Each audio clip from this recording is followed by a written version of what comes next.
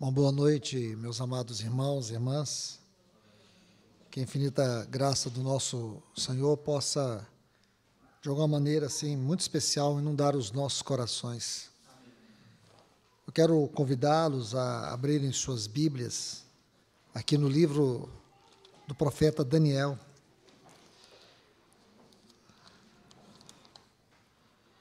Vamos ler o capítulo 12.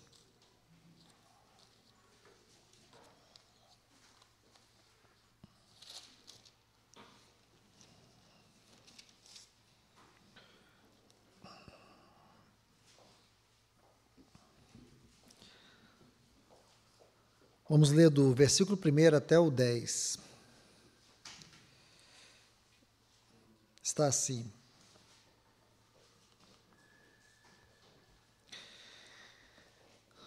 Naquele tempo se levantará Miguel, o grande príncipe, que se levanta a favor dos filhos do teu povo. E haverá um tempo de tribulação, qual nunca houve desde que existiu nação até aquele tempo. Naquele tempo, livrar-se-á o teu povo, todo aquele que for achado escrito no livro. Muitos dos que dormem no pó da terra acordarão, uns para a vida eterna, outros para a vergonha e confusão eterna. Os que forem sábios resplandecerão como fulgor no firmamento, e os que converterem a muitos para a justiça, como as estrelas para todo sempre. Tu, porém, Daniel, encerra as palavras e sela o livro até o tempo do fim. Muitos correrão de uma parte para outra, e a ciência se multiplicará. Então eu, Daniel, olhei e eis que estavam em pé outros dois, um de uma banda, à beira do rio, e o outro da outra banda, à beira do rio. Perguntou-se ao homem vestido de linho que estava por cima das águas do rio: quanto tempo haverá até o fim dessas maravilhas? E eu ouvi o homem vestido de linho que estava por cima das águas do rio, quando levantou ao céu a sua mão direita e a mão esquerda, e jurou por aquele que vive eternamente, que isso será para um tempo e tempos e metade de um tempo. Quando tiveram acabado de despedaçar o poder do povo santo, cumprir-se-á todas estas coisas. Eu ouvi, porém, não entendi. Então disse eu: meu Senhor, qual será o fim dessas coisas? E ele respondeu: vai-te, Daniel, pois as palavras estão fechadas e seladas até o tempo do fim. Muitos se purificarão e se embranquecerão, e serão acrisolados, mas os ímpios procederão impiamente. Nenhum dos ímpios entenderá, porém os que forem sábios entenderão. Vamos orar. Amado Deus, querido Pai, no maravilhoso nome do Teu Filho Jesus, nós estamos aqui reunidos, clamando pela Tua graça, pela Tua ajuda, pelo Teu discernimento. Só o Senhor para nos levar à vida da Tua palavra.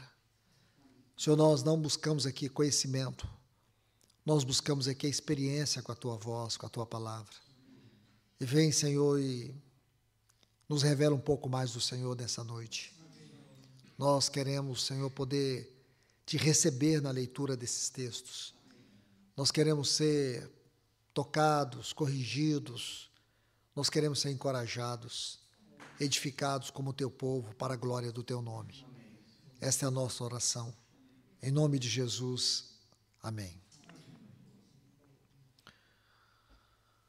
Pois bem, meus amados irmãos e irmãs, esses textos aqui, eles nos revelam com toda clareza o verdadeiro sentido daquilo que compõe este livro de Daniel. Eu creio que todos nós sabemos que este livro é um livro profético. Isso não é novidade para nenhum de nós. Agora, é importante nós olharmos para este livro de uma forma mais detalhada, mais microscópica. Perceber não apenas só o que está escrito, mas o espírito da palavra, aquilo que nós chamamos o espírito da profecia. Quando você estuda esses 12 capítulos de Daniel, você vai descobrir que este livro ele é dividido em duas partes. A primeira parte, o capítulo 1 a 6, é a parte histórica. E a segunda parte, o capítulo 7 até o capítulo 12, é profética. Então, nós temos aqui duas partes, a histórica e a profética. E isso, por si só, já é uma grande lição para nós. Porque o povo de Deus, ele falha em entender a profecia porque ele desconhece a história. Essas duas partes, elas não podem ser separadas. Se hoje nós queremos interpretar Apocalipse, eu ouço muitas pessoas dizer assim que Apocalipse é um livro difícil de entendimento. Algumas pessoas dizem assim que cada um tem uma interpretação dele. E nisso eu vejo uma obra maligna que desencoraja as pessoas a entender Apocalipse. Na verdade, ele é um livro muito simples. Para você ter uma ideia, o capítulo 24 de Mateus é mais difícil de ser interpretado do que todo o livro de Apocalipse. A questão é que a gente lê Apocalipse com uma mente engessada. Esse livro precisa ser lido, em primeiro lugar, com um coração devocional. Ele é muito simples, não existe muito segredo no Apocalipse. O que você vai perceber é que o livro de Apocalipse, ele tem uma linguagem figurada, ele tem uma linguagem simbólica, metafórica. O livro de Apocalipse é a conclusão de toda a Bíblia. O que quer dizer é que você precisa de toda a Bíblia para poder interpretar Apocalipse. E como que as pessoas, eu tenho conversado com muitas pessoas que me dizem que esse livro é um livro que elas não compreendem. Mas eu pergunto se elas compreendem, elas conseguem entender a história de José. Se elas conseguem entender a história das pragas do Egito. Se essas pessoas já leram os livros de Ezequiel, Amós, Joel, Miqueias, Malaquias, aí você vai ver que as pessoas nem sabem nada desse livro, ou desses livros, dessas histórias. Porque todos esses livros, eles estão dentro de Apocalipse. Então, não existe nenhum segredo em tudo isso, irmãos. E eu não estou dizendo aqui que eu sei interpretar Apocalipse. Para mim, esse livro ele é mais devocional do que qualquer outro livro profético do Velho Testamento. Então, quando você toma os 22 capítulos de Apocalipse, eles têm uma ligação muito íntima com toda a Bíblia. E o livro de Apocalipse, da mesma forma como o livro de Daniel, ele tem a primeira parte histórica, que são as 7 igrejas da Ásia. Aquelas 7 igrejas que estão ali nos capítulos 2 e 3, é a parte histórica, porque o Senhor revelou para nós, isso está muito claro, irmãos, falo isso para vocês com toda segurança. Se você estudar a história da igreja desde o primeiro século até os nossos dias, você vai ver que a história da igreja está dividida em 7 períodos. Não é incrível que Deus nos deu essas 7 cartas para poder nos detalhar a história da igreja, desde o primeiro século até a vinda do nosso Senhor? Então, nós temos a parte histórica e depois nós temos a parte profética.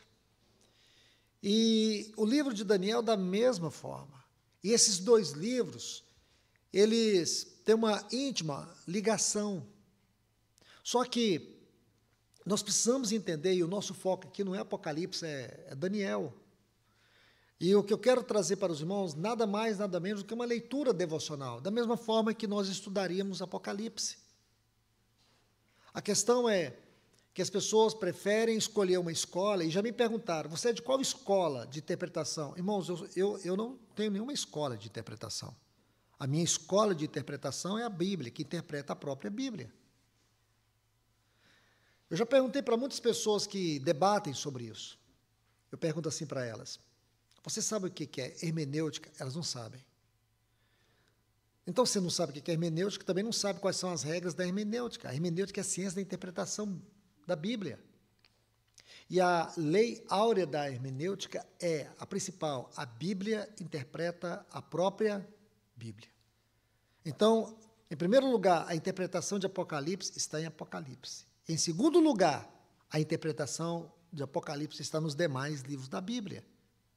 O que significa que não existe nenhuma profecia de particular interpretação.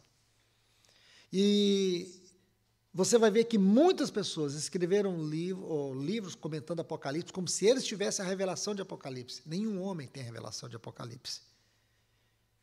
Deus revelou para João o Apocalipse, mas Deus não deu a interpretação de Apocalipse para João. Entende? E por quê, irmãos? Porque essa interpretação ela precisaria da história. Então, quando você vê a história, e agora para nós fica muito claro tudo isso, porque agora nós vamos entrar, se o Senhor permitir, até o último dia, entrar um pouco nesses 10 versículos que nós vimos aqui no livro de Daniel. E aí nós vamos procurar entender essa linguagem profética, entender isso dentro daquilo que Deus tem nos dado. Porque se você estuda a Bíblia, a palavra de Deus, você vai saber que só faltam em torno de 20 profecias para fechar todo o cânon profético. 20 profecias. Meus irmãos, irmãs, 8%, a Bíblia tem 31.124 versículos. Desses 31.124 versículos, depende também da versão, é claro. 8% de tudo isso é profecia. 8% de tudo isso vai ser profecia. E aí, quando você estuda essas profecias, me desculpe, 27% de toda a Bíblia é profecia. Existe 8.117 textos proféticos. É isso, a matemática correta é essa. 8.117 textos proféticos. O que significa que 27% da palavra de Deus é profecia. Então, escute o que eu estou te dizendo. Então, quando você estuda todos esses textos proféticos, você vai perceber que existe em torno de 600 profecias concernentes à primeira e à segunda vinda de Cristo. E todos esses textos relacionados às profecias, com respeito à vinda do nosso Senhor, às duas vindas do nosso Senhor Jesus, nós vamos saber que todos que disseram respeito, que apontavam para a sua primeira vida, se cumpriram. E só faltam 20 profecias para fechar todo o cânon profético. Então, isso deve chamar a nossa atenção. E por que eu estou compartilhando esse assunto? É no sentido de encorajar os irmãos. Porque a igreja, de maneira geral, ela está muito perdida em torno dela mesma. A igreja, ela tem se perdido muito em torno de circunstâncias que não têm nada a ver com o seu chamamento, com a sua vocação. A igreja tem levantado bandeiras que não têm nada a ver com o evangelho. E muitos que fizeram isso há poucos anos atrás têm levado muitos irmãos ao desânimo. E por quê? Porque as pessoas vão perdendo crédito nesse tipo de mensagem, de euforia, mensagens recheadas de ideologias políticas. Esse não é o nosso papel. Nós temos que entender, meus amados irmãos, que nessa dispensação, Deus tem levantado o seu testemunho por meio da sua igreja, e que a igreja precisa ter uma consciência do seu chamado, da sua vocação, e ela precisa ter um conhecimento claro da profecia. Mas não adianta conhecer a profecia sem a história. Por que a igreja degradou? Por que hoje nós vemos o termo igreja ser tão vulgar, tão genérico, tão sem sentido? Hoje você pergunta, o que é igreja para as pessoas? Elas vão apontar para um prédio e dizer, aquilo é igreja. Por que isso se perdeu? Nosso Senhor disse lá em Mateus capítulo 16, eu edificarei a minha igreja. A igreja não é uma instituição, a igreja não é uma organização, a igreja não é uma religião, a igreja é o corpo de Cristo. A igreja não é constituída de cimento, ferro, areia e brita. A igreja é constituída de pessoas. Entende? A igreja tem a ver conosco e não com o lugar. Mas por que isso se perdeu? Você já se perguntou por que que hoje a igreja ela tem um clérigo? Um clérigo. Na igreja primitiva havia um clérigo. Você vai ver que na igreja de Antioquia havia profetas e mestres. Paulo, quando chega em Éfeso, no capítulo 20 de Atos, lá no versículo 28, Atos, no capítulo 20, versículo 17, ele mandou chamar os presbíteros de Éfeso, quando ele estava em Mileto. E os presbíteros de Éfeso foram para lá se encontrar com Paulo. E Paulo diz assim para eles no versículo 28, atendei por vós e por todo o rebanho o qual o Espírito Santo vos constituiu bispos para pastoreardes a igreja de Deus, a qual ele comprou com o seu próprio sangue. Então aqui Paulo está dando títulos, não é? Aparentemente. Mas como que era isso na igreja primitiva? Os homens pegaram tudo isso e criaram um clérigo. Não havia nada disso, irmãos. Mas Paulo não era um apóstolo? Sim. E o que significa apóstolo? Já estudou a palavra apóstolo? Essa palavra vem de dois vocábulos, apo e stelos. Apo é uma preposição. Stelo é o enviado. É enviado de, enviado para, enviado com, porque a preposição apo, stelo. A preposição apo é de, com e para. Então, é enviado de, enviado para, enviado com. Não é um título clerical, mas fizeram disso um título clerical. Mas em Efésios 4,11 diz que ele concedeu uns para apóstolos, profetas, evangelistas, pastores e mestres. Esses são homens dons, são dádivas. Você compreende? Não são títulos, são funções espirituais. Não confunda função com título, com posição clerical. Sabe de onde que surgiu a posição clerical? Com a degradação do cristianismo. Foi o Papa Leão, em 440, que se autodenominou Papa, onde ele exigiu que fosse chamado de pai. Então, cada vez o homem foi degradando. Não era isso que Lúcifer queria? Não era sentar no trono, usurpar o lugar do Senhor? E aí Cristo foi perdendo a preeminência e a centralidade na igreja. E o homem foi se tornando como que um Deus na igreja, o dono da igreja. E a igreja foi perdendo a sua realidade de organismo para se tornar uma organização. Alguém já se perguntou o que está acontecendo? Justamente, é só olhar para a história. E tudo isso está registrado nessas 7 cartas. Você vai estudar a carta que João escreveu, recebeu, lá no capítulo 2, a partir do versículo 1, sobre a igreja de Éfeso. Lá no final dessa carta, o Senhor vai dizer que eles, os irmãos em Éfeso, odiavam as obras dos nicolaítas. O que são nicolaítas? Essa palavra também vem de 2 vocábulos, Nical, ou Nikos, ou Nical e Laos. A tradução é dominadores do povo comum, do laicado, o povo comum. E em Pérgamo também. Só que lá em Pérgamo tem a doutrina dos nicolaítas. Então você vê, mas a gente não mexe nisso, sabe por quê, irmãos? A gente tem medo da verdade.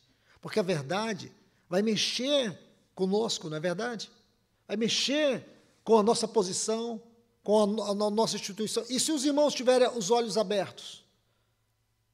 Então nós preferimos o engano, irmãos, do que a verdade. Não, irmãos, nós temos que preferir a verdade a todo custo. Porque a verdade é que nos liberta. A verdade é que abre caminho para que a presença do Senhor recupere o seu lugar entre nós.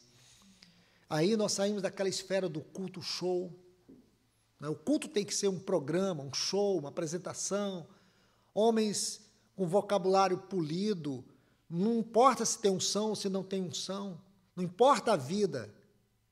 Não importa a vida, não importa o poder do Espírito. O irmão A.W. Tozer, ele faleceu em 1965. Esse irmão tinha um extraordinário encargo profético, uma unção profética. E ele escreveu um tratado. E nesse tratado há uma parte que é uma mensagem que ele pregou. Se o Espírito Santo fosse retirado da igreja hoje. Ele falou isso aí na década de 50, 60. E esse texto que foi transcrito, sabe qual é a síntese dele? É que a igreja nem perceberia se o Espírito Santo fosse retirado. Sabe por quê? Porque ele não faz falta. Porque nós temos tudo organizado. Nós não precisamos dele. Por que que nós precisaríamos do Espírito Santo para derramar o seu gozo no meio da igreja? Nós temos um lindo coral, nós temos cânticos que elevam a nossa alma, cânticos que nos trazem alegria. Por que que nós necessitaríamos que o Espírito Santo viesse para convencer o homem do pecado, da justiça e do juízo, se nós temos pregadores com mensagens decoradas, algumas até são extraídas do YouTube, mensagens que são copiadas, animadores de público, coaches, pessoas que tocam nas sensações da alma ou trazem essas sensações da alma à tona, o emocionalismo, o sensacionalismo. E as pessoas ainda chegam a dizer, Deus falou comigo. Irmãos, esse tipo de evangelho barato é que tem destruído o testemunho de Deus em muitas comunidades.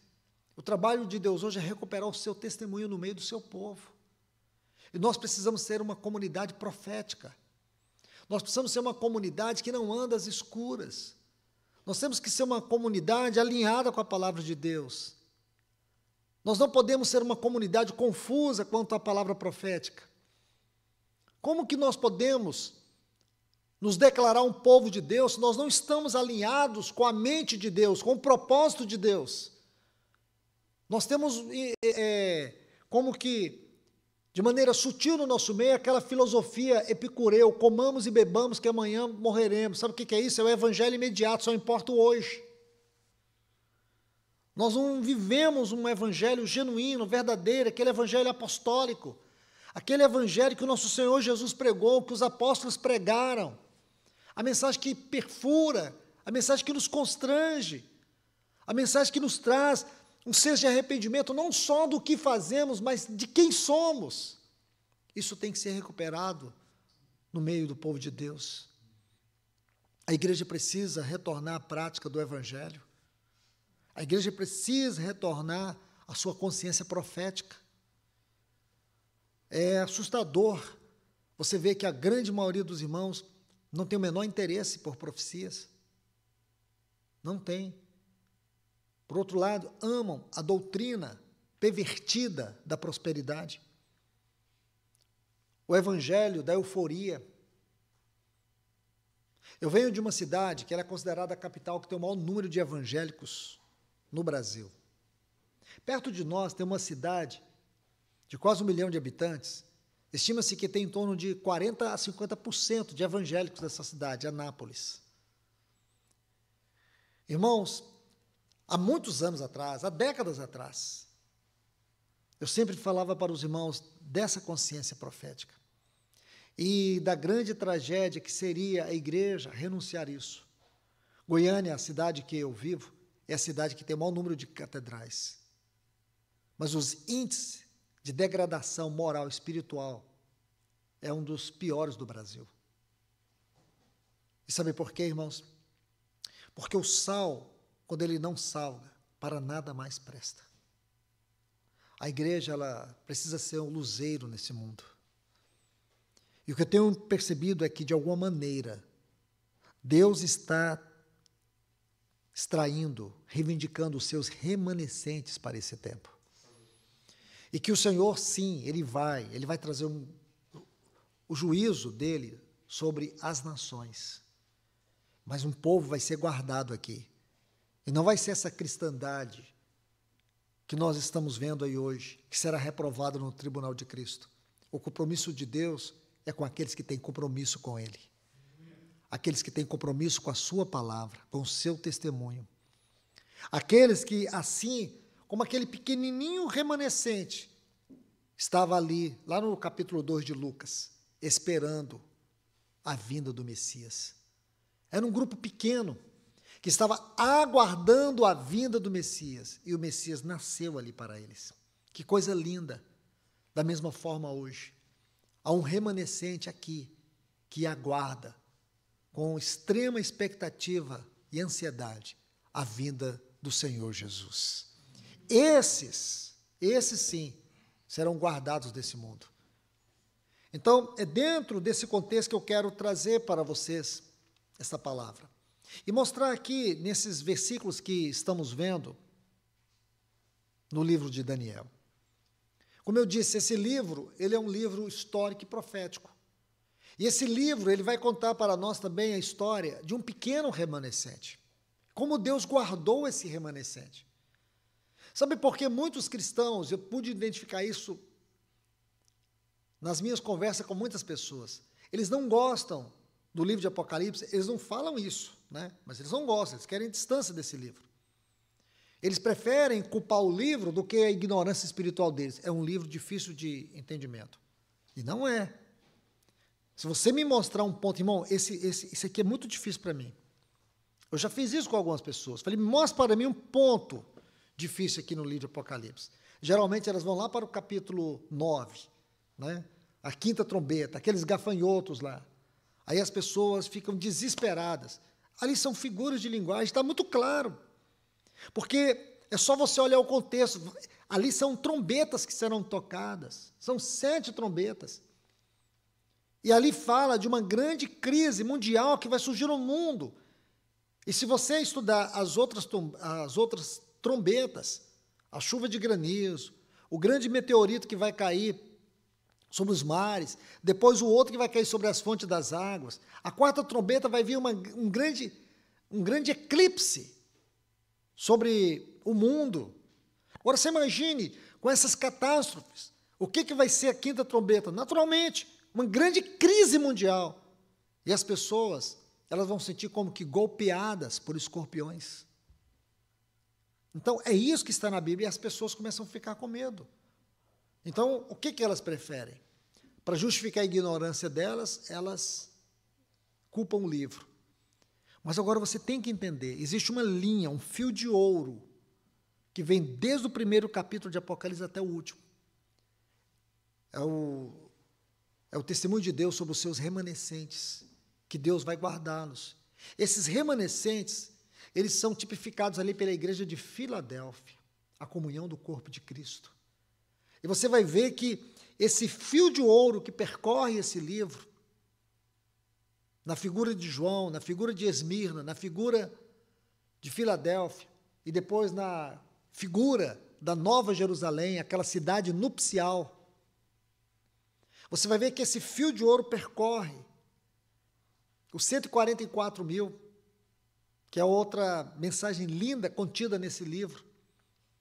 Então você vai ver que Deus guarda o seu povo. Ele prometeu nos guardar. Nós não temos nenhuma razão para sermos julgados neste mundo, porque nós somos julgados lá na cruz. Nós somos julgados na pessoa do nosso Senhor. Ele levou nossa culpa, Ele levou os nossos pecados, Ele morreu as nossas mortes, física, eterna, espiritual. Ele morreu, Ele tomou o nosso lugar. E nele nós fomos justificados. Não há condenação para aqueles que estão em Cristo Jesus. Então não é a igreja que será julgada, é o mundo. O mundo vai ser julgado. E muitos irmãos têm uma compreensão errada. E aí eu ouço as pessoas dizendo, e as perseguições? Irmãos, que tipo de perseguição você está imaginando? Já começou as perseguições. Essas perseguições que nós vamos experimentar agora, ela tem um caráter espiritual.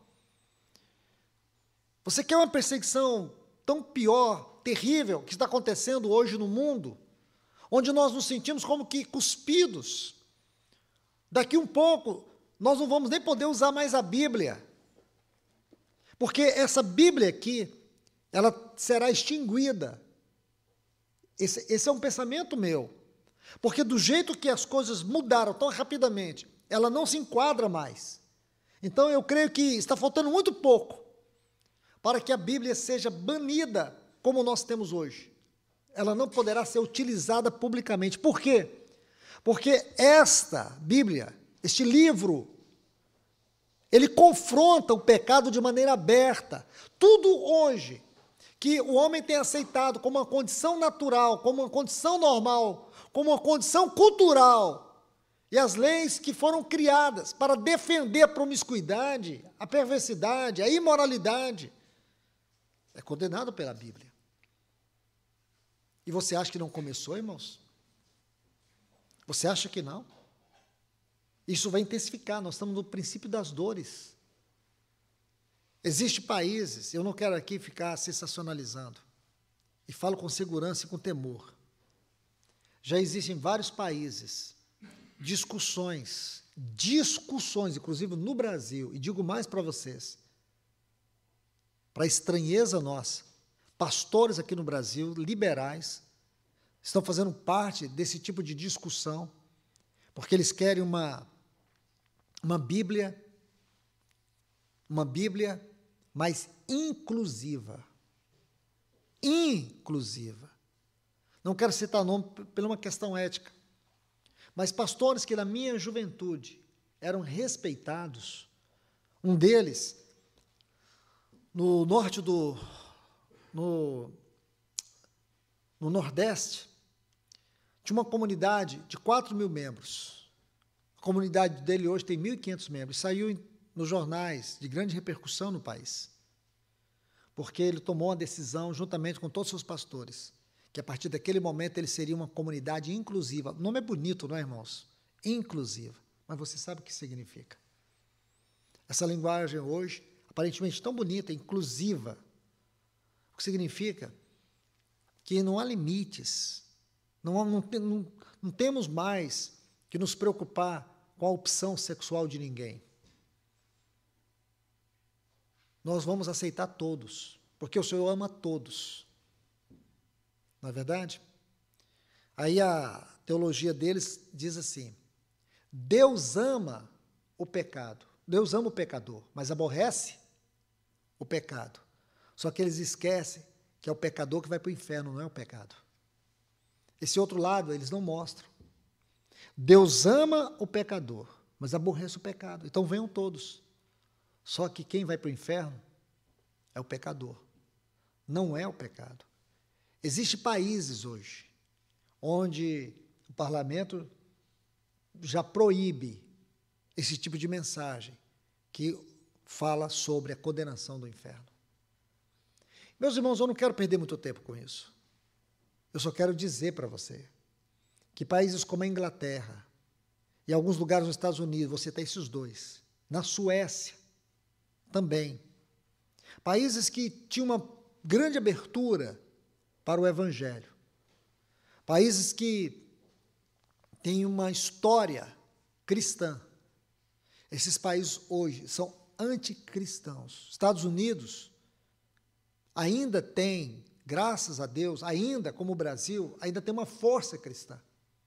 Ainda tem muitos parlamentares cristãos, pessoas de influência, que ainda preservam bons costumes, mas mesmo assim, esse país, como o nosso, está numa velocidade assustadora para o declínio moral, para que a perversidade se torne uma prática comum. Cada dia, nós nos assustamos com novas leis, com liberação de drogas e outras coisas mais. Então, meus irmãos, qual é o nosso papel aqui na sociedade? Pregar o quê? O que nós vamos pregar para as pessoas? Se você vai pregar que Jesus salva, a pessoa não vai se preocupar com isso. Porque Jesus salva, salva de quê? O que é pecado hoje? Essa doutrina ela está sendo banalizada até mesmo pela igreja. A doutrina da condenação eterna, ela é banalizada pela igreja hoje. Existe uma doutrina chamada, doutrina entre aspas, é uma heresia satânica, hipergraça, que hoje no Brasil, nos Estados Unidos, na década passada, essa doutrina, ela começou lentamente, ela teve uma grande explosão. Hoje, no Brasil, essa doutrina é extremamente popular, a hipergraça. Isso banaliza o caráter santo de Deus, o caráter do seu evangelho. Isso reduz o valor daquilo que foi a morte de Cristo lá no Calvário. Eu estou citando esses pontos para que vocês entendam, irmãos, a real situação que nós estamos vivendo. E se nós, como igreja, não tenhamos um despertamento para a nossa vocação celestial, nós vamos nos perder nesta hora. Em 1 Tessalonicenses, capítulo 5, versículo 4, Paulo diz assim: vós não estáis em trevas, para que esse dia, como ladrão, vos apanhe de surpresa. A questão hoje é que essas trevas da Bíblia fala de ignorância espiritual. Nós estamos vivendo uma terrível, uma grande apostasia, mas por outro lado também, eu vejo muitos movimentos de Deus no meio do seu povo, em especial no meio dos jovens, algo extraordinário em muitos lugares. Está havendo um grande despertamento no meio dos jovens. Sim, está havendo um grande despertamento no meio dos irmãos também, das irmãs, dos casais. É como que um chamamento de Deus para esses remanescentes. E é isso que você vai ver no livro de Daniel. É a história, esses 6 primeiros capítulos, foca nesses remanescentes. Porque Deus sempre preservou um povo para si. Deus nunca ficou sem o seu testemunho na terra. Deus nunca ficou sem ter um povo para expressá-lo. E é isso que Deus tem hoje. E nós precisamos decidir qual é o nosso papel, qual é a nossa vocação. Será que a nossa vocação é ser um remanescente ou é ser uma multidão? Como você vai encontrar em Números capítulo 11, quando o povo de Israel saiu do Sinai, eles chegaram numa estação conhecida como Quibrote Hataavá, Números capítulo 11. Aí diz que o populacho que estava no meio deles começou a desencorajar o povo e levar eles a desejar comer as comidas do Egito. É isso que nós vemos hoje. É um populacho que se autodenomina cristão, que incentiva o povo a comer as coisas do mundo, a praticar, a ter as práticas do mundo. Nós precisamos nos posicionar como povo de Deus nessa hora.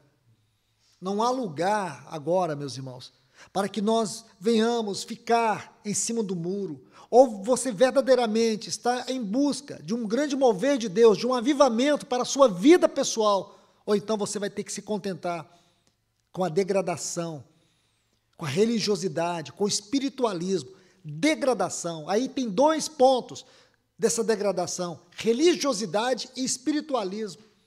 Muitos cristãos, eles não passam de religiosos ou espiritualistas. É uma tragédia. Nós não fomos chamados para sermos religiosos e nem espiritualistas. Nós fomos chamados para ser o povo de Deus. Nós precisamos orar e pedir ao Espírito Santo que coloque fome no nosso coração. Fome por Deus, fome da presença de Deus, fome da palavra de Deus, fome de comunhão verdadeira. É isso que nós estamos precisando nessa hora, avivamento. Avivamento é a condição normal da vida da igreja.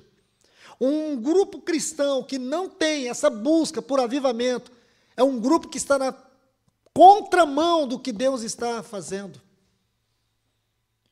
Se você está num grupo e ali não se busca vida de oração, não se busca seriedade com a palavra, pode ter o nome que quiser, pode viver o evangelho que achar que vive, nós não podemos chamar isso de uma igreja dentro da ótica, da mente, do plano e do propósito de Deus, porque o povo de Deus hoje, o verdadeiro povo de Deus, está comprometido com aquilo que Deus está comprometido, está envolvido com aquilo que Deus está envolvido. O verdadeiro povo de Deus está procurando ouvir a Deus, quais são as suas demandas nessa hora, e não andar às escuras, sem saber para onde vai, mas um povo que sabe o que exatamente vai acontecer. Então vamos aqui olhar um pouco mais para este livro. Esse livro de Daniel, ele é um livro intimamente ligado ao tempo do fim. Eu vou mostrar alguns textos para vocês, se vocês quiserem anotar.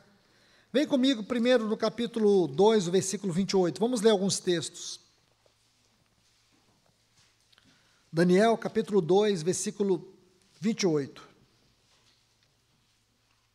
Está assim: mas há no céu um Deus que revela segredos. E ele tem feito saber ao rei Nabucodonosor o que há de acontecer nos últimos dias. Aqui ele está revelando aquela estátua. Nós não podemos entrar em nada disso, irmãos. Aquela estátua daquela visão, aquela imagem que Nabucodonosor teve. Então, Daniel está dizendo que Deus há de revelar o que vai acontecer nos últimos dias. Deixe-me explicar essa frase, últimos dias. Essa frase, ela é uma frase escatológica. Essa frase, ela tem a ver com a última fase da obra de Deus. Escute bem o que eu estou te falando. Essa frase, ela tem a ver com a última fase da obra de Deus. É exatamente essa fase que nós estamos vivendo. Nós estamos vivendo os últimos dias, aquela parte final dessa dispensação. Vamos para o capítulo 8, versículo 17. Daniel, capítulo 8, e o versículo 17.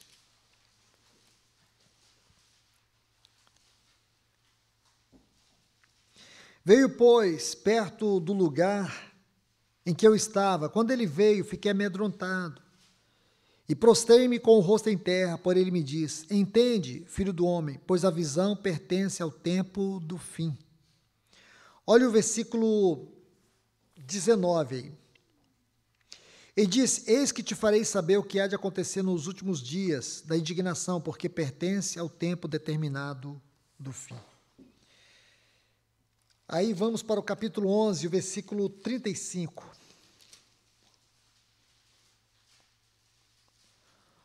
Alguns dos que são sábios cairão para os acrisolar, purificar e embranquecer-se até o tempo do fim. E agora, os outros dois textos, nós lemos o capítulo 12, versículo 4 e o versículo 9, onde ele diz: encerra as palavras e sela o livro até o tempo do fim. Aí ele diz a mesma coisa no versículo 9. Então você percebe que esse livro ele tem uma tônica profética para o tempo final, para os dias que nós estamos vivendo. Então, se este livro, podemos dizer assim, de ponta a ponta, ele faz uma referência ao tempo do fim, nós temos que dar atenção. E por quê? Olha o que diz o versículo 4.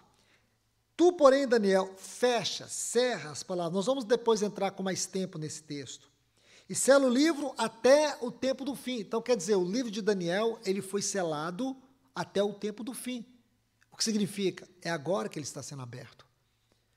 Isso requer entender o seguinte: agora esse livro, a sua história, está sendo trazida à tona. Então, o que Deus mostrou para Daniel tem a ver com os dias que nós estamos vivendo. Tem a ver com essa hora onde nós estamos, meus irmãos. É isso que você precisa compreender. Então vamos agora, por favor, entrar aqui no capítulo 12, vamos fazer uma exposição desses textos. Então, o que significa? Nós teremos um estudo expositivo, o que possivelmente nós vamos chegar até o final. Mas vamos tentar ver até onde conseguimos chegar, até a última reunião. Voltemos aqui para o capítulo 12. Versículo 1 diz assim: nesse tempo se levantará Miguel, o grande príncipe. A palavra aqui, príncipe, ela tem o sentido de principal. Principal. O sentido aqui é principal. Então, capítulo 12, versículo 1. Nesse tempo se levantará Miguel, o grande príncipe, o defensor dos filhos do teu povo, e haverá angústia, qual nunca houve, desde que houve nação até aquele tempo. Mas naquele tempo será salvo o teu povo. Será salvo o teu povo. Todo aquele que for achado escrito no livro da vida, ou escrito no livro. Vamos entender esse versículo, ele é muito importante, irmãos. O que eu quero dizer é que esse livro, ele tem uma mensagem atual. O livro de Daniel tem uma mensagem atual, ele foi escrito para os nossos dias. Preste bastante atenção. Este livro foi escrito para os nossos dias. Ele tem uma tônica para o tempo do fim. O tempo do fim aqui é o fim dessa dispensação. É o tempo da volta do nosso Senhor. Meus irmãos, nós não podemos nos sentir incomodados com isso. Nós precisamos nos sentir encorajados com essa mensagem. Nós temos que nos alegrar com isso. Você e eu precisamos olhar para esses textos com alegria no nosso coração. Porque só um cristão que está na contramão da vontade de Deus, do plano de Deus, pode se sentir desencorajado com isso. Sabe por quê? Porque suas raízes estão aprofundadas nesse mundo. Olhe bem, aqui ele diz assim, primeiro, eu quero chamar a atenção para essa frase, haverá um tempo de angústia. Um tempo de angústia. Na minha versão, tradução brasileira, está tempo de grande tribulação. Haverá uma grande tribulação. Vamos colocar um texto que vai colocar mais luz aqui. Se você quiser anotar, anote. Mateus capítulo 24, versículo 21. Você vai ver esses textos aqui, porque Mateus é aquilo que Mateus 24, Lucas capítulo 21 e Marcos capítulo 13, esses capítulos, Mateus 24, Marcos capítulo 13, Lucas capítulo 21, esses capítulos, eles são conhecidos como o Apocalipse sinóptico. O que quer dizer a palavra sinóptico? Essa palavra foi usada por um grande erudito conhecido como J.J. Greenbach, em 1774, quando ele encontrou a harmonia nesses três evangelhos, Mateus, Marcos e Lucas, porque ele percebeu que esses evangelhos estão contidos. Por isso, esses três evangelhos são chamados de sinópticos. Eles estão contidos uns nos outros. Por isso que eu uso essa frase, Apocalipse sinóptico. Então, diz assim, Mateus 24, 21, porque nesse tempo haverá grande tribulação. Nosso Senhor está lendo Daniel, ele está usando as palavras de Daniel. Como desde o princípio do mundo até agora não tem havido e nem jamais haverá. Nosso Senhor usa essas palavras de Daniel. Meus irmãos, é muito importante você e eu olharmos para isso. Deixe-me colocar um outro texto. Lucas capítulo 21, versículo 25. Lucas capítulo 21, o versículo 25. Vamos usar esses dois textos.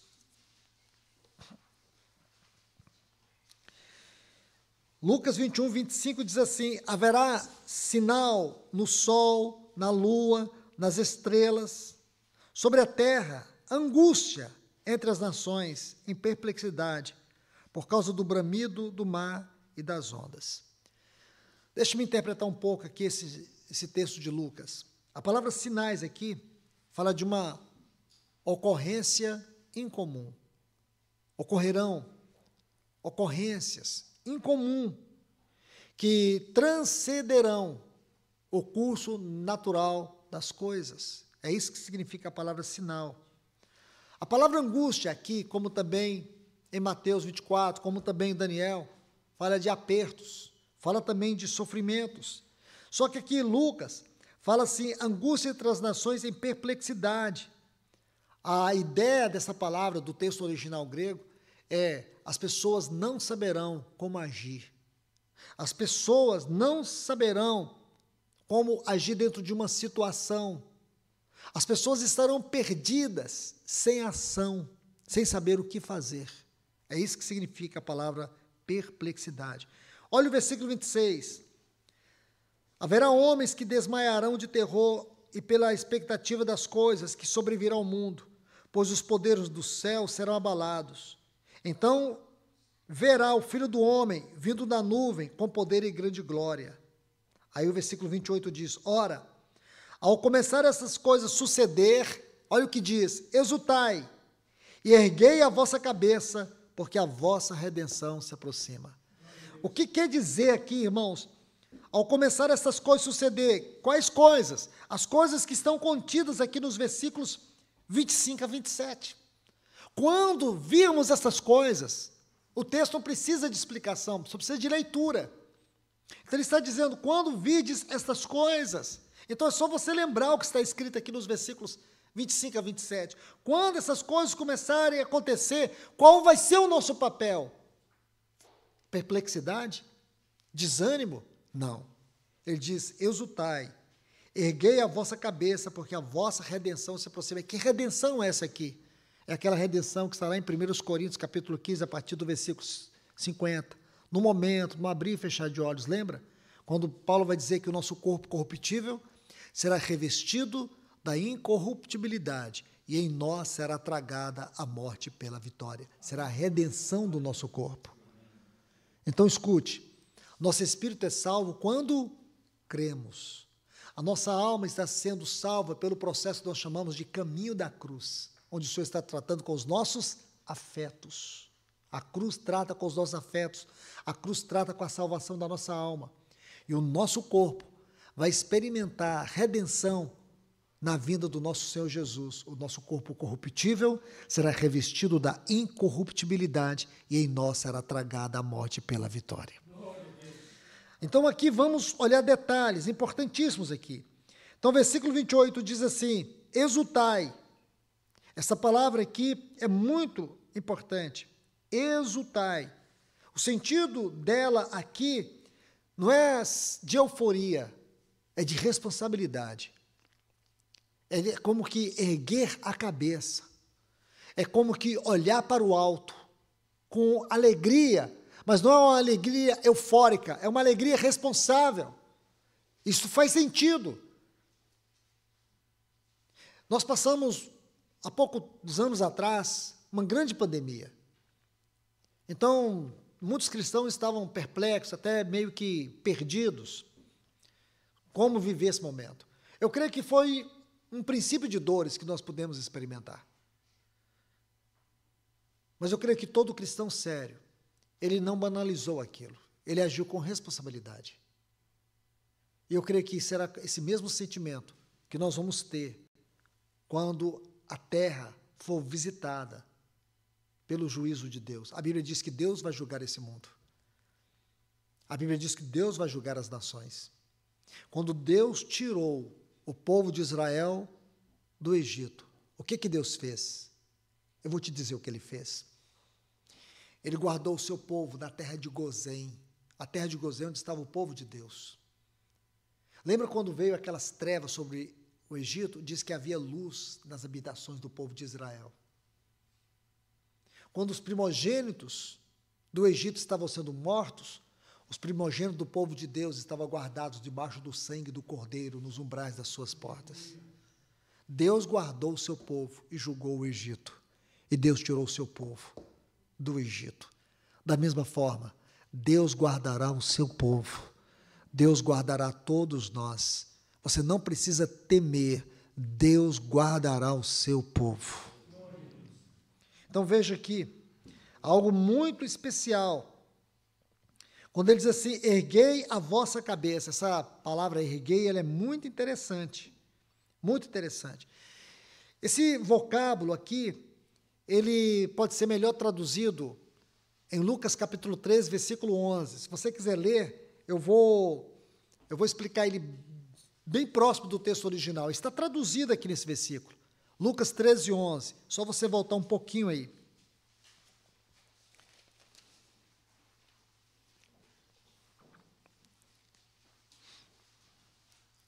Está assim, e veio ali uma mulher possessa de um espírito de enfermidade.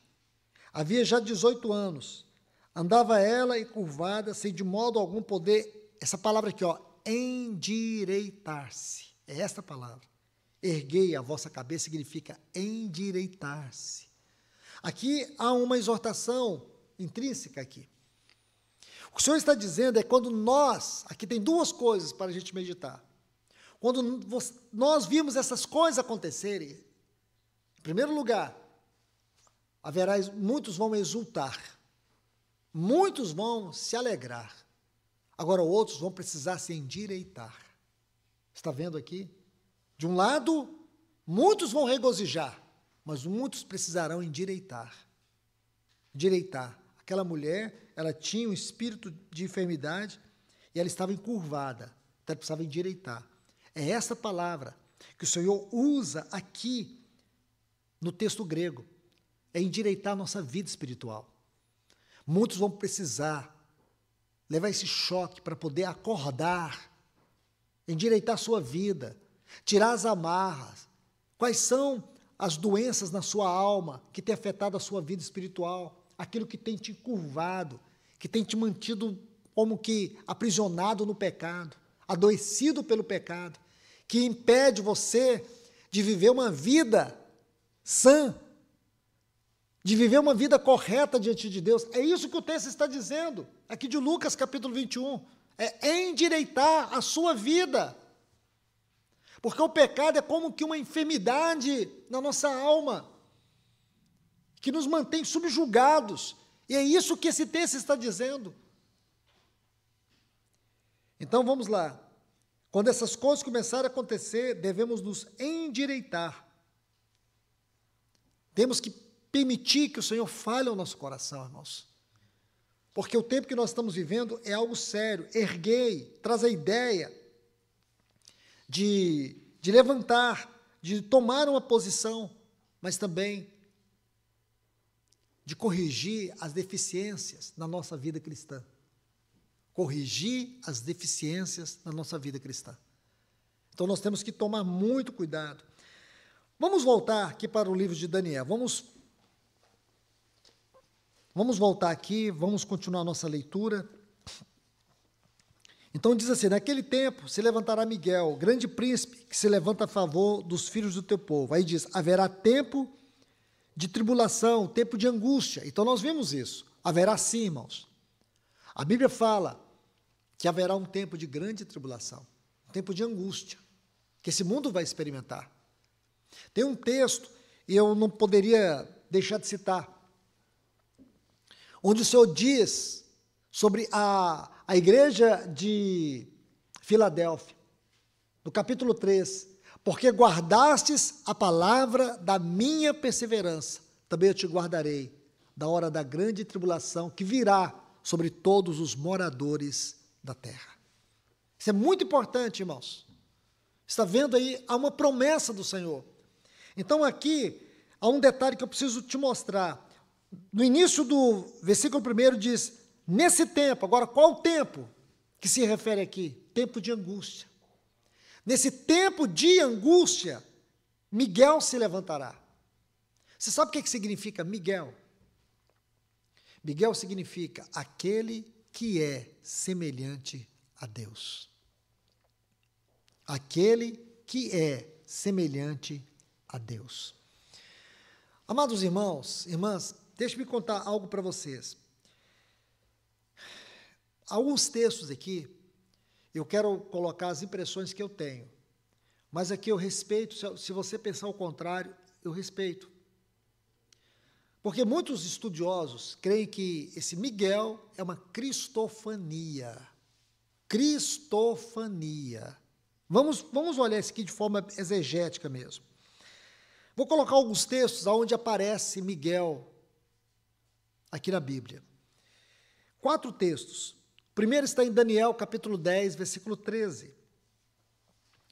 Está assim: mas o príncipe do reino da Pérsia me resistiu por 21 dias, porém Miguel, um dos primeiros príncipes, essa frase aqui no hebraico significa um dos principais entre os príncipes. A palavra primeiro aqui é o que tem primazia sobre todos os príncipes. Assim que está no texto hebraico. Veio para ajudar-me e obtive vitória.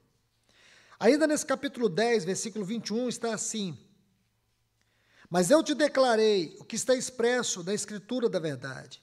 Ninguém há que esteja ao meu lado contra aqueles, a não ser Miguel, o vosso príncipe. E sempre a palavra príncipe tem o sentido de principal, o maioral dos maiorais. Judas, no capítulo 1, versículo 9, aí no versículo 9 diz assim: contudo, arcanjo, que é a palavra arcanjo, é o anjo maioral, ou supremo, quando contendia com o diabo e disputava a respeito do corpo de Moisés. Então aqui nós temos novamente uma menção a Miguel. Depois, no Apocalipse capítulo 12, versículo 7, diz assim: houve peleja no céu. Possivelmente essa peleja no céu, descrita no capítulo 12 de Apocalipse, seja aquela peleja que está lá em Isaías, no capítulo 14, os versículos 14 a 19, e o mesmo acontecimento é narrado também no livro do profeta Ezequiel, no capítulo 28, versículos 14 a 19. Então diz assim: houve peleja no céu, quando houve aquela rebelião de Lúcifer. E Miguel e os seus anjos, Miguel tem anjos, ele é senhor dos anjos, Percebe? Por que eu estou usando esse argumento aqui? Eu estou usando esse argumento para poder mostrar algo para vocês, muito sério e interessante, muito especial. O primeiro ponto aqui que eu quero que vocês tomem cuidado, irmãos, escute, a palavra anjo na Bíblia, ela tem um sentido genérico. João Batista foi chamado de anjo, porque a palavra anjo é mensageiro. Escute isso, mensageiro. Então, quando fala de João Batista como o meu mensageiro, se você tem uma ferramenta que vai no texto original, você vai encontrar a palavra anjo, porque é isso que significa. Então, a palavra anjo na Bíblia não se restringe à natureza dos anjos, mas ao ofício do mensageiro. Guarde isso, é importante. Não faz referência à natureza do anjo, mas o ofício do mensageiro. Há um outro ponto aqui. Nesses poucos textos que nós lemos, você vai ver que Miguel, ele se distingue de todos os anjos em termos de hierarquia celestial. Esse é o segundo ponto. A palavra arcanjo, aqui em Judas 9, essa palavra arque é principal. Então, principal dos mensageiros, o principal dos anjos. E quando você estuda a palavra Miguel, o que significa Miguel? Aquele que é semelhante a Deus. Então, isso para nós traz uma conotação muito especial. E por quê, irmãos? Porque possivelmente Miguel seja uma cristofania. Cristofania. Deixa eu dizer algo para vocês. Mesmo que eu não tenha tempo para poder compartilhar profundamente sobre isso. No Velho Testamento, isto é, de Gênesis 1 até Malaquias capítulo 4, você vai ver 52 referências ao anjo do Senhor. Anjo do Senhor. Os estudiosos, todos concordam que esse anjo do Senhor que aparece no Velho Testamento é uma cristofania. Eu vou mostrar isso para vocês. Aqui eu preciso me deter. Abra comigo sua Bíblia em Êxodo capítulo 3. Por mais que seja um pouco longa a exposição, mas a conclusão é algo que nós precisamos nos deter, porque isso é extremamente confortador. Êxodo capítulo 3, versículos 2 a 7. Veja aí, no versículo 2 está escrito: apareceu-lhe o anjo do Senhor. Está vendo aí?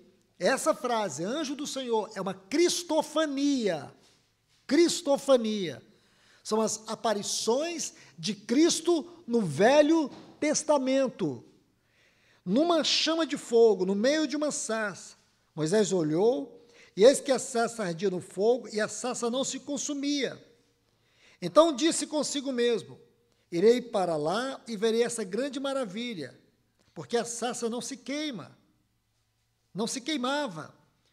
Versículo 4, vendo o Senhor, que ele se voltava para ver, Deus do meio da sarça. Está vendo aí? Apareceu-lhe o anjo do Senhor, agora Deus do meio da sarça. Está vendo? Chamou e disse: Moisés, Moisés. E ele respondeu: eis-me aqui. E Deus continuou. Versículo 6, disse mais: eu sou o Deus de teu pai. Então você está vendo aí que ele tem uma visão do anjo do Senhor, porque, irmãos, escute, irmãs, todos nós precisamos escutar isso. Deus, ele nunca foi visto por ninguém. Ninguém. Homem algum jamais viu a Deus. Quem traz a imagem da Trindade? O nosso Senhor Jesus. Ele é a imagem do Deus invisível. Ele é a imagem de Deus. Então, é uma cristofania. Veja que coisa mais interessante, versículo 2, apareceu o anjo do Senhor. Aí depois, versículo 4, Deus do meio da sarça. Então você vê que o anjo do Senhor aqui é Deus. É algo muito especial mesmo, que nós precisamos ver. que é uma cristofania. Escute isso, cristofania. Anote aí, tem um texto muito importante para você anotar. Isaías capítulo 63 e o versículo 9. Eu vou ler esse versículo, é muito importante. Isaías 63, 9.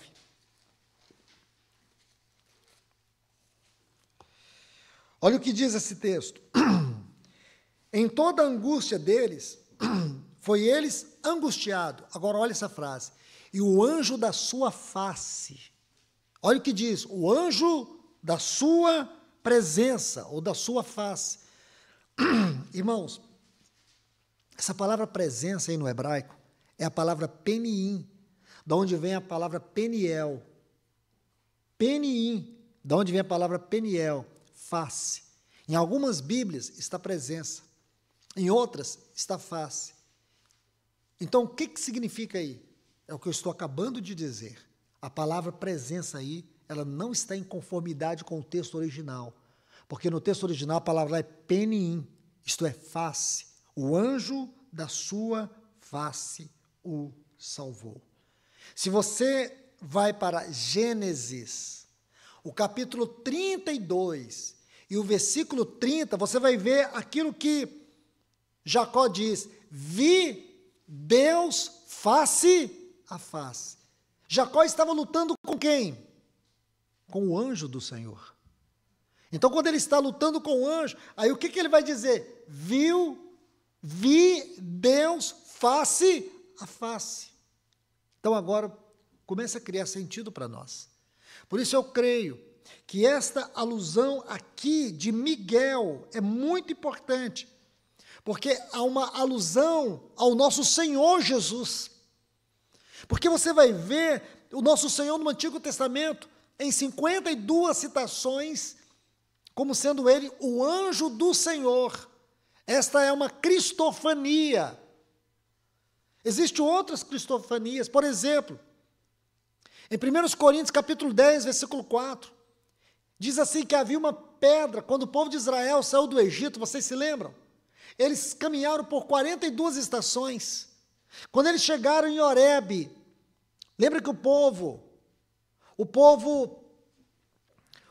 teve sede, e aí o que estava ali? Uma rocha. E o que o Senhor falou para Moisés? Vai lá e fere a rocha. E ele feriu a rocha, e aí a rocha brotou água para eles beber. Vocês se lembram disso? Depois, quando eles estavam chegando lá nos campos de Moabe, Números capítulo 20, você se lembra? Que o povo começa a murmurar porque estava com sede.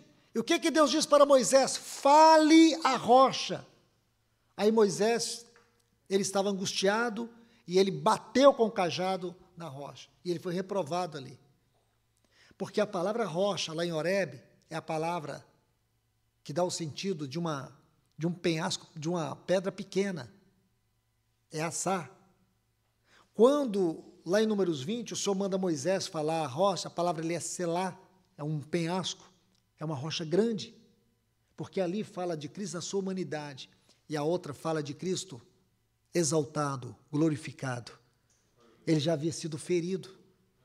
Você compreende? Aí agora leia 1 Coríntios capítulo 10, versículo 4. Olha o que está nesse texto.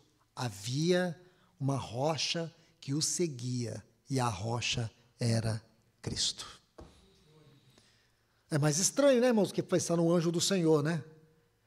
É mais estranho. Mas está na Bíblia. O nosso Senhor, ele se manifestou antes da sua encarnação de diversas formas no meio do seu povo. Ele nunca deixou o seu povo. Se ele fez isso antes da encarnação, imagine o que ele vai fazer hoje, depois que ele encarnou por nós, viveu por nós, morreu por nós, ressuscitou por nós, ascendeu por nós, abrindo vivo e novo caminho, está no trono por nós e voltará para nós. Imagine o que ele vai fazer para nos guardar nos dias maus. Ele é o nosso Miguel, ele é aquele que é semelhante a Deus, aquele que é Deus com Deus, aquele que disse para Filipe: quem vê a mim vê o Pai. Então agora faz sentido para você, não faz? Miguel vai nos guardar. Nosso Senhor vai nos guardar. Ele nos guardou e disse, lá em Apocalipse capítulo 3, versículo 10, porque guardastes a palavra da minha perseverança. Também ele não vai mandar anjo, ele mesmo te guardarei da hora da tribulação que virá para provar os moradores da terra. Então, irmãos, eu quero concluir aqui. Nós precisamos estar atentos, precisamos estar certos disso. Por isso, o nosso único caminho agora é clamar a Deus, que Ele venha nos restaurar, que Ele venha trazer esse grande avivamento para a nossa vida pessoal e congregacional. Que nós venhamos tocar as esferas mais elevadas da nossa vocação celestial, para que nós experimentemos o que é o verdadeiro sentido de ser igreja, de ser o povo de Deus nessa terra. Nós precisamos tocar a realidade de que nós somos um povo celestial. Nós não somos um povo qualquer, nós somos um povo celestial. O reino de Deus, ele veio para dentro de nós. Escute isso. O reino de Deus, ele veio para dentro de nós. Esta é a mensagem do nosso Senhor Jesus. Antes de nós entrarmos no reino vindouro, esse reino já veio para dentro de nós. O Espírito Santo veio nos habitar. O Espírito Santo veio nos habitar. E ele trouxe nessa habitação toda a realidade daquilo que o Pai, na sua obra criadora, sempre foi, e o Filho, na sua obra redentora, tudo o que ele fez, o Espírito Santo traz para dentro de nós. Isso significa a primeira e gloriosa fase do reino. O reino de Deus está dentro de nós. Nós precisamos ter a consciência do reino, precisamos ter a busca desse reino. Esse reino precisa ser a nossa busca, buscar em primeiro lugar o reino de Deus. Sabe o que quer dizer? É que nós temos que dar ao reino toda a preeminência na nossa vida. Seu trabalho, sua família, tudo que você faz tem que ter este fundamento do reino, tem que ser para a glória de Deus no seu reino. O reino de Deus já começou, ele está dentro de nós. Mas daqui a algum tempo, Deus virá julgar essa terra. Sabe por quê? Porque nós vamos ter que entrar no reino. Segundo muitos estudiosos, esse período vai durar 1000 anos, quando Cristo e a igreja reinarão. E aí eu te pergunto, a que horas nós estamos do cumprimento dessas profecias? Nós estamos nos últimos dias. Estamos vivendo as últimas horas. Deus está trabalhando esses remanescentes. Por isso a história de Daniel começa a fazer sentido para nós. Deus vai tratar com esse mundo, mas Ele vai guardar a sua igreja. Ele vai nos livrar. Essa grande batalha final, ela já começou, meus irmãos. Acorde. Veja como está o mundo hoje. Hoje é vergonhoso você colocar um filho seu para assistir um jornal. É vergonhoso você olhar para a justiça do nosso mundo, do nosso país, olhar para a política do nosso país. É vergonhoso, é imoral, é indecente. E tudo isso são pequenas partes do grande quebra-cabeça da plataforma do governo do anticristo. Mas nós não temos que nos incomodar com isso. Incomode com a sua vida. Como está a sua vida? Como está o seu viver?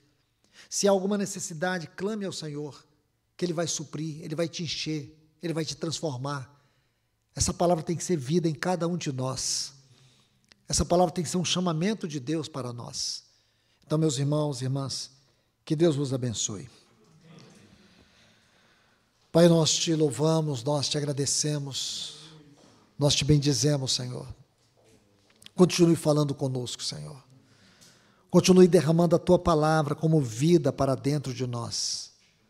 Fala ao coração de cada um aqui, Senhor. Senhor, abre os nossos olhos. Dá-nos o discernimento do alto, o discernimento do Teu trono. Dá-nos, Senhor. Nós precisamos desta hora. Precisamos em nome de Jesus. Senhor, nós não podemos andar em trevas escuras da ignorância espiritual. Então nós te pedimos o Teu socorro na Tua palavra. Que que o Senhor possa nos levar a viver a nossa verdadeira vocação celestial, nosso verdadeiro chamamento nesta hora. Não queremos viver a ermo, não queremos viver como aqueles que não têm visão celestial. Nós queremos viver de acordo com a visão celestial. Então vem nos ajuda, Senhor. Ajuda o teu povo aqui neste lugar. Ajuda a tua igreja aqui neste lugar, Senhor. Ajude cada um de nós que estamos aqui. Nós te pedimos em nome de Jesus. Amém.